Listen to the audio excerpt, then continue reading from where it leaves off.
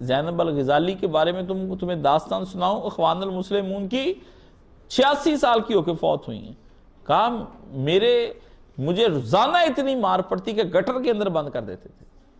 ان کے شوہر سے کیا کہ زبردستی ان کو طلاق دلائی گئی، ان کے بیٹوں کو روزانہ پیٹا جاتا۔ زینب کہتی میں نے کہا نہیں، اللہ اللہ اللہ، روزانہ عبد الناصر کے گنڈے آ جاتے، ایک دن کہتی میرے ننگا کر دیا مجھ کو، عزت لوٹنے لگے، کہتی بس پھر میں نے اس وقت اٹھی، مجھے اسماء الحسنہ یاد تھے، اور اس کی داستان ہے روداد کفس، وہ لے کر پڑھو اردو زبان میں، عربی میں تھی، تو کہتی میں پھر اٹھی، میں نے پھر کلمہ شریف پڑھا، اور میں نے اللہ کی جو صفات تھی نا اسماء الحسنہ، یا رحمانو یا رحیم یا غفارو، یا اتنی زور زور سے کہتی میں نے پڑھا، وہ جو کالے رنگ کا سخت حبشی پہلوان میرے قریب آیا تو میں نے اس کو پکڑ کے نیچے گرا کے اس کی جو گردن ہے نا اس پہ اپنی دانت گاڑ کے اس کی ہڈی پسلی، اس کی شارک پھاڑ دی۔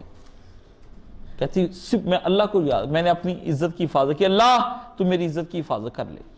اللہ نے اس کو اپنے ناموں کی طاقت کے ذریعے سے اس طرح کی وہ ایک برے آدمی سے اپنی اس نے جوانی کو محفوظ کر لیا۔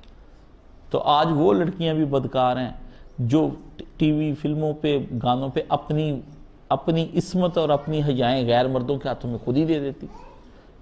سکولوں کالجوں کی ہیں، کیا جا کے انٹرنیٹ بھرے پڑے۔ ایک وہ ہے کہ اپنے آپ کو بچانے کے لیے دشمن اس کو کھا لیا، اللہ نے اس کی طاقت دے دی، اس کا جسم پھاڑ کے رکھ دیا۔ ایک وہ ہے کہ جس نے اللہ کی یاد کے لیے سارا کچھ۔ بدکار لڑکی، بدکار عورت جو ہے بخشی نہیں جائے گی۔